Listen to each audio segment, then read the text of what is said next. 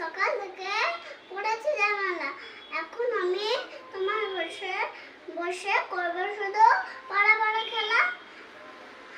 তুমি বলছো দুপুর আকাশ হবে, না যেন সত্যি হলো তাই। একদিনও কি দুপুরবেলা হলে বিকেল হলে মনে